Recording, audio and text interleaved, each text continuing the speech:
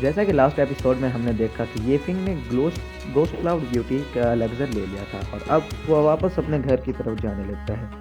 वो रास्ते में जा ही रहा था और हम देखते हैं कि प्रिंसेस और उसकी सर्वेंट भी ये फिंग का पीछा कर रही है और वो उसको देख रही होती हैं पीछे से।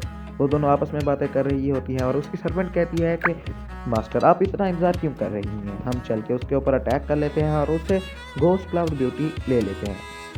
प्रिंसेस कहती है नहीं रुको, मैं भी देखना चाहती हूँ कि वो आखिर इस हद से एलेक्ज़र कैसे बनाता है। तभी ये फिंग कहता है कि मैं जानता हूँ तुम लोग मेरा पीछा कर रहे हो, इसलिए सामने आ जाओ। तभी प्रिंसेस कहती है कि ये हमें उल्लू बना रहा है क्योंकि इसको नहीं पता कि हम पीछे हैं। ये तो सिर्फ अंदाज़ा लगा रहा है और जानना चाहता है कि वाकई यहाँ पर कोई है तो नहीं। और हमने वैसे भी सोल सेपरेशन टेक्निक का इस्तेमाल कर रहा है जो कि बहुत ही ज़्यादा पावरफुल टेक्निक होती है। ये फिंग कहता है कि मैं घर जाकर पेंटिंग बनाने वाला हूँ और तुम्हें भी कोई काम है तो जाओ अपने घर जाओ और खाना खा के सो जाओ। मैं तो खूबसूरत लड़की की पेंटिंग बनाऊंगा जो कि लेक में नहा रही थी। तभी प्रिंसेस कहती है कि सच तेरी की, इसने तो पहचान लिया है। तो वो दरअसल प्रिंसेस ने अपनी सर्वेंट को नहीं बताया था कि वो ये फिंग से पहले लेक पर मिल चुकी है और ये फिंग ने उसे नहाते हुए देख लिया था। तभी प्रिंसेस बाहर निकलती है लेकिन वो यहाँ से ये फिंग जा चुका होता है। तो पीछे मुड़ के देखती है तो वहाँ पर एक मास्क पहना हुआ एक आदमी खड़ा हुआ होता है। तो प्रिंसेस से कहता है अच्छा जानवर तुम मुझे यहाँ मिल गई, बड़ी अच्छी बात हुई, अब तो तुम्हारी खैर नहीं। तो प्रिंसेस कहती है तुम्हें मेरे अंकल ने, तुम 9 हेवन डाउ पैलेस के लिए काम करते हो, मुझे बताओ कि तुमने मेरे माता पिता के साथ क्या किया। तो वो कहता है मुझे नहीं पता कि तुम्हारे अंकल ने तुम्हारे माता पिता के साथ क्या करवाया है। तभी प्रिंसेस की सर्वेंट आगे आ जाती है। वो कहती है कि प्रिंसेस को मरने से पहले तुम्हें मेरा मुकाबला करना होगा। वो कहता है कि क्यों नहीं, पहले मैं तुम्हें मारूंगा फिर तुम्हारे प्रिंसेस को भी मैं मार डालूंगा। तभी वो उन पे अटैक करने के लिए आगे बढ़ता है लेकिन वहाँ पर प्रिंसेस की सर्वेंट सामने आ जाती है और प्रिंसेस को बचाने लगती है। तभी हमारा सीन कट होता है और हम ये फिंग को देखते हैं और वो अपने दोस्त को बता रहा होता है कि मैंने गोस्ट क्लाउड ब्यूटी एलेक्सा को रिफाइन करके ये पील बनाई है और इस पील का नाम एज रिवर्सिंग, यूआई कंडेंसिंग और बॉडी स्ट्रेंथनिंग का काम करती है। उसका दोस्त तो ये सब सुन के बेचारा हक्का बक्का ही रह जाता है। दरअसल इस वर्ल्ड में यहाँ पर एलेक्सर फील्ड और फॉर्मेशन वगैरह नहीं बनती, इसलिए उसको इस सब के बारे में नहीं पता होता है। ये फिंग कहता है कि ये पिल्स जाकर तुम मेरे ग्रैंडफादर को दे दो। तभी हम देखते हैं कि ये फिंग के छत पर कोई एक धमाका हुआ था, वो उस धमाके की तरफ जाने लगता है लेकिन वहाँ से तो प्रिंसेस नीचे आकर गिरती है। वो ये फिंग से टकराती है और वो दोनों ही बड़ी स्पीड के साथ नीचे जाने लगते हैं। वो दोनों जाकर नीचे गिर जाते हैं। तभी ये फिंग प्रिंसेस से पूछता है कि मैंने तो उस एलेक्सर को यूज़ करके अब तक पिल बना ली है, इसलिए उस एलेक्सर के बारे में इसलिए उस एलेक्सर के बारे में सर्च करना तुम्हारे लिए बेफिजूल है। अब हम देखते हैं कि उसकी सर्वेंट भी वहाँ पर आके गिरती है और प्रिंसेस उससे मदद मांग रही है। तभी वो ऊपर देखता है, ये फिंग देखता है कि असैसिन ने प्रिंसेस की सर्वेंट को भी नीचे मार दिया है और वो असैसिन खुद आके नीचे लैंड होता है। ये फिंग कहता है कि तुम कौन हो। तो असैसिन उसे कहता है कि मैं मुर्दा लोगों को अपना नाम नहीं बताता और अगर तुम अपनी ज़िंदगी चाहते हो तो उस लड़की को मेरे हवाले कर दो। तो ये फिंग कहता है ये तो होने से रहा और वो उसकी तारीफ करने असैसिन उसके ऊपर अटैक करता है और असैसिन कहता है कि वाह तुम यूआई कंडेंसेशन के लेवल पे हो, मैं तुम्हारे से इम्प्रेस हूँ। और वो बताता है कि मैं बाइडन स्टेट का कल्टीवेटर हूँ और मेरे पास बहुत ही ज़्यादा टेक्निक्स हैं। वो दोनों आपस में एक दूसरे के मुकाबला कर ही रहे होते हैं। वो कहता है कि तुम काफ़ी ज़्यादा पावरफुल हो, इसलिए मैं अपनी काफ़ी ज़्यादा टेक्निक से तुम्हें हरा सकता हूँ। वो अपनी एक टेक्निक जिसका नाम डीमन ब्लेड टेक्निक है उसका यूज़ करता है और वो डीमंस की तरह एनिमल्स की तरह उसके ऊपर अटैक करना स्टार्ट कर देता है लेकिन ये फिंग उसको डिफेंड कर रहा होता है। हम देखते हैं कि वो असैसिन ये फिंग के ऊपर क्लॉ फैंक अटैक से अटैक कर देता है। वो उसके ऊपर अटैक करने जा ही रहा होता था और वो उसे कहता है कि अगर तुम 9 हेवन डाउ पैलेस के साथ मिल जाता हूँ तुम मेरे स्टूडेंट बन सकते हो। लेकिन ये सुनकर ये फिंग भड़क जाता है, वो अपनी स्क्रिप्चर की पावर एक्टिवेट कर देता है जिससे वो जैसे ही वो अटैक उसके ऊपर लगता है उसकी पावर अब्सॉर्ब होने लगती है। ये फिंग उस असैसिन की सारी पावर्स को ख़त्म करने लगता है। ये फिंग उसको कहता है कि जब तुमने 9 हेवंस डाउ पैलेस का नाम दिया तभी से तुम मेरे सबसे बड़े दुश्मन बन गए। और ये लाइट उसके ग्रैंडफादर और वो उसका दोस्त भी देख लेता है। हम देखते हैं कि वो असैसिन उसके ऊपर अटैक कर रहा था लेकिन ये फिंग के ऊपर अटैक करने की वजह से उसकी सारी पावर्स ड्रेन होती चली जा रही थी। इधर प्रिंसेस को भी होश आ चुका था और वो देखती है कि ये फिंग ने एक फॉर्मेशन का इस्तेमाल करते हुए उस असैसिन को हरा दिया है। ये सब उसके लिए बहुत ही ज़्यादा नया था। वो असैसिन ये फिंग के सामने हाथ मारने लगता है, कहता है कि मुझे माफ़ कर दो, लेकिन ये फिंग कहता है कि जब तुमने कहा कि तुम नाइन हेम टाउ पैलेस के लिए इस काम करते हो तभी से तुम्हारी ज़िंदगी खत्म हो गई। वो उसको ऊपर अटैक करके उसको मार देता है और वो बहुत ज़्यादा गुस्सा होता है क्योंकि नाइन हेवन डाउन पैलेस ने पहले भी उसको मारने की कोशिश की थी और इस लाइफ में भी वो उसके ऊपर स्नीक अटैक्स करवा रहे थे। वो बहुत ही ज़्यादा गुस्सा होता है और उस प्रिंसेस की सर्वेंट को उठा लेता है और प्रिंसेस को भी अपने कंधे के ऊपर उठाकर वहाँ से जाने लगता है। वहीं हम देखते हैं कि उसका फ्रेंड और उसके ग्रैंडफादर आ जाते हैं और वो बहुत ज़्यादा खुश होते हैं। ग्रैंडफादर तो बेसिंग के पास नहीं था तो इधर उधर देखने लगता है और कहता है कि वो क्या है ना, रुको मुझे सोचने दो, कुछ तो वजह जरूर थी लेकिन वो मुझे अभी याद नहीं आ रही। प्रिंसेस समझ जाती है कि इसने जानबूझ के ये हरकत की है तो वो कहती है कि मुझे पता था तुम घर की और एक नंबर की कमीने हो, जिसके बाद वो उसकी पिटाई करना शुरू कर देती है जिससे वो पूरा रूम हिलने लगता है। और इधर एफिंग के ग्रैंडफादर को लग रहा था कि ये तो प्यार की लड़ाई चल रही है। अब एफिंग के रूम का डोर ओपन होता है और प्रिंसेस उसे गालियां देती हुई बाहर फेंक देती है। वो उस पर लगातार अटैक कर रही थी तो एफिंग फॉर्मेशन बनाकर उसके अटैक को रोकने लगता है और कहता है कि चलो बस भी करो यार, अगर इतनी पावर्स का यूज करोगी तो मुझे दोबारा से तुम्हें नीडल लगाना होगा। जिस पर प्रिंसेस कहती कि बेशरम तुम मुझे नीडल तो क्या कुछ भी नहीं लगा सकते हो। ईशियन उनके झगड़े चुपके से देख रही थी और उसे काफी हंसी आ रही थी। वो कहती कि मेरी भोली सी राजकुमारी, वो बंदा तुम्हारे मजे ले रहा था और तुम्हें उसका पता भी नहीं चला। अब उन दोनों की लड़ाई ऐसे ही जारी थी और इसी के साथ एपिसोड यहीं पर खत्म हो जाता है। ये एपिसोड यहीं पे एंड हो जाता है। तीसरे एपिसोड की स्टार्टिंग में हम देखते हैं कि ये फिंग और प्रिंसेस की सर्वेंट एक मार्केट में आए हुए थे और वो दोनों आपस में बात कर रहे थे। प्रिंसेस की सर्वेंट कहती है कि तुम यहाँ पर अपना टाइम क्यों वेस्ट कर रहे हो। तो ये फिंग उसे कहता है मुझे कुछ चीज़ की कमी लग रही है और आओ आकर मेरे पाँव दबाओ। वो कहती है कि मैं तुम्हारी सर्वेंट नहीं हूँ और वैसे भी तुम्हें यहाँ पर टाइम करने की बजाय चाहिए कि तुम मेरी प्रिंसेस का इलाज करो और तुम यहाँ पर टाइम ज़ाया कर रहे हो। ये भी कहता है कि हमें इलाज के लिए पैसों की ज़रूरत है और अगर ये दवाई बिक जाए तो उन पैसों का इंतज़ाम हो जाएगा। प्रिंसेस की सर्वेंट कहती है कि तुमने इस दवाई का रेट बहुत ही ज़्यादा हाई कर रखा है, अगर तुम इस प्राइस को थोड़ा लो कर दो तो शायद तुमसे आकर लोग ये दवाई खरीद लेंगे। ये भी उसे बताता है कि ये एलेक्सा बहुत ही ज़्यादा पावरफुल है और उस हिसाब से इसकी ये दाम सही है, लेकिन उस प्रिंसेस के सर्वेंट के अलावा कोई और चारा नहीं होता और वो आकर गेफिंग के पाँव दबाने लगती है।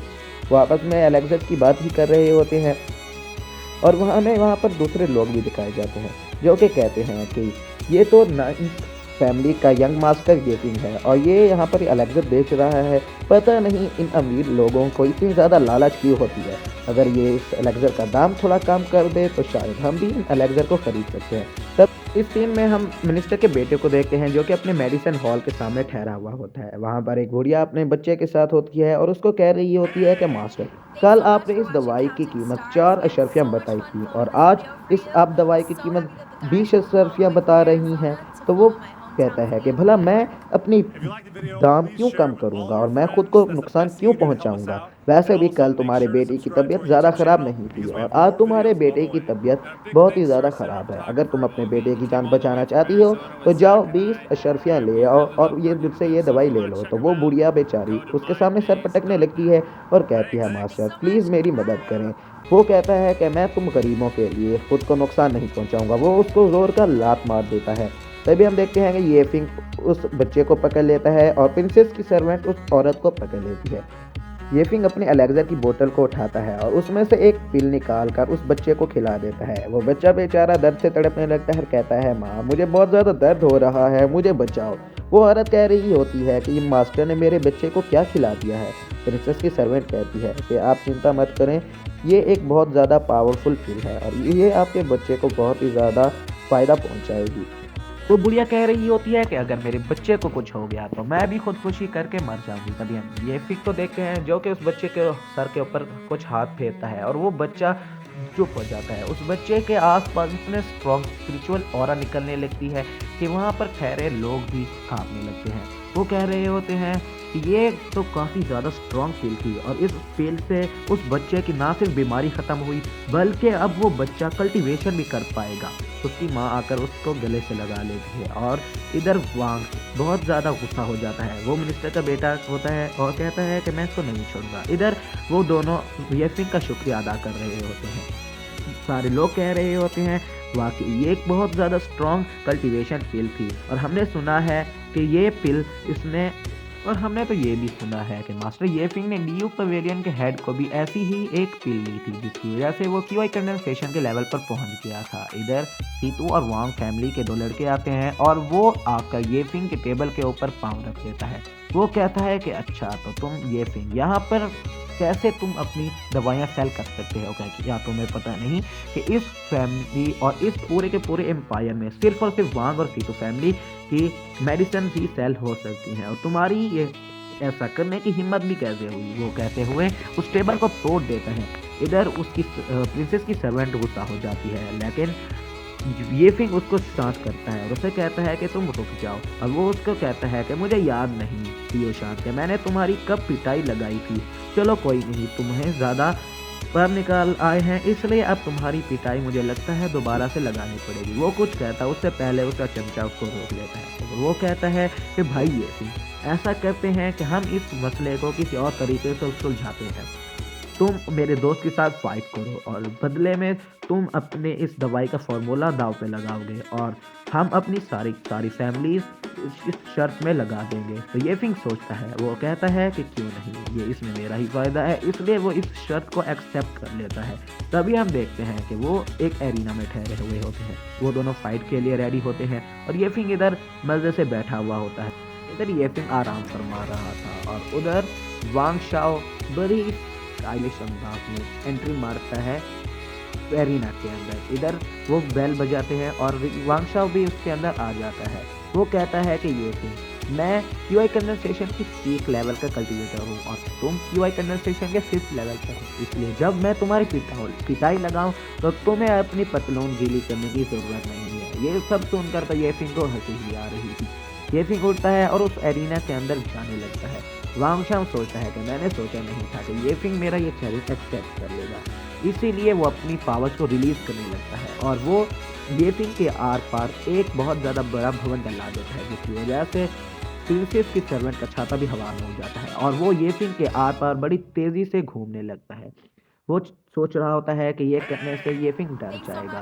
वो इसके साथ ही बहुत ज़्यादा बकबक कर रहा होता है, लेकिन येफिंग अपनी स्वॉर्ड बाहर निकालता है और इधर वांग शाओ भी अपना अटैक कर देता है। दोनों एक दूसरे को अटैक करके बाहर आ जाते हैं और येफिंग बड़ी स्टाइलिश अंदाज में अपनी स्वॉर्ड को वापस अपनी मयान में रख लेता है। इधर वांग शाओ एक ही स्लैश अटैक में मर चुका होता है। इधर वांग शाओ नीचे गिरता है और वो छाता के नीचे गिरता है। ये देखकर तो उसका दोस्त बहुत ही ज़्यादा हैरान हो जाता है। इधर सारे आदमी कहने लगते हैं कि यंग प्रिंस तो बहुत ही ज़्यादा पावरफुल है, यंग मास्टर ने एक ही अटैक में उसे मार दिया। इधर उसका दोस्त भागने लगता है, लेकिन येफिंग उसके सामने आ जाता है। उसका दोस्त उसे कहता है कि तुम जानते नहीं कि वो मिनिस्टर का बेटा था और तुमने उसे ऐसे ही मार दिया। येफिंग कहता है कि मुझे फ़र्क नहीं पड़ता वो प्रिंस का हो, वो एम्परर का बेटा हो या वो मिनिस्टर का बेटा हो, इसीलिए अब तुम्हारी बारी है। वांग शाओ की किस्मत अच्छी थी कि वो हंसते हंसते मर गया, लेकिन तुम्हारी इतनी किस्मत अच्छी नहीं कि तुम हंसते हंसते मर पाओ। यहाँ पर वो लोग भी कह रहे होते हैं, जी मास्टर इसे मारने, इसने बड़ी बेरहमी से हमारा इस्तेमाल किया, इसने बहुत ज़्यादा इन लोगों ने मेडिसिन की प्राइस बहुत ज़्यादा हाई कर दी और ज़रूरत के वक्त हमें मेडिसिन भी नहीं दी। येफिंग उसको धक्का देकर नीचे गिरा देता है और वो उसको कह रहा होता है कि येफिंग मुझे मत मारो, मैं प्राइम मिनिस्टर का बेटा हूँ। येफिंग कहता है अच्छा तो तुम प्राइम मिनिस्टर के बेटे हो, लेकिन मुझे ये कोई फ़र्क नहीं पड़ता चाहे तुम किसके भी बेटे हो। और उसके बाद वो उसका गला काट देता है। ये सब देखने के बाद वो सब बहुत ज़्यादा खुश होने लगते हैं। येफिंग कहता है चलो जाने मन अभी घर चलते हैं। तो सोल्जर्स से कहते हैं कि आपसे कोई मिलने आया है। इधर दाव कंट्री का मास्टर यानी एम्परर खुद उससे मिलने आया हुआ होता है। येफिंग को वो कहता है कि मैंने तुम्हारे बारे में बहुत सी तारीफ़ें सुनी है, मैंने सुना है कि तुम बहुत ज़्यादा पावरफुल पिल्स रिफाइन करते हो और तुम बहुत ज़्यादा पावरफुल हीलर हो, इसलिए मैंने तुम्हें चाय पर बुलाया। येफिंग कहता है कि सर मुझे आपके चेहरे पर बहुत ही ज़्यादा परेशानी दिखती है, आपकी आर्टरीज ब्लॉक हो चुकी हैं और आपकी क्यूआई भी काफ़ी ज़्यादा वीक हो चुकी है। ये सब सुनने के बाद तो एम्परर हैरान हो जाता है और वो कहता है कि मैंने तुम्हारे में सच सुना था, तुम बहुत ही ज़्यादा इंटेलिजेंट हो और मुझे दिल की प्रॉब्लम है, और जब तुम ये सब जान चुके हो तो मैं चाहता हूँ कि तुम मेरा इलाज करो और तुम मेरी मदद करो। तो येफिंग कहता है कि आपकी मदद करने के लिए मुझे क्या मिलेगा। तो इधर हम देखते हैं कि राजा ने उसके लिए 10,000 गोल्ड टेस, 1,000 एकड़ की जमीन और काफी सारे कपड़े उसके लिए भिजवाए थे। इधर उसका सर्वेंट पूछता है कि ये गिफ्ट लेने पैलेस क्यों नहीं आया। उसके ग्रैंडफादर के पास कोई जवाब नहीं होता और यहाँ पर ये हमारा एपिसोड एंड हो जाता है। तो इंशाल्लाह मिलेंगे आपसे नेक्स्ट एपिसोड में।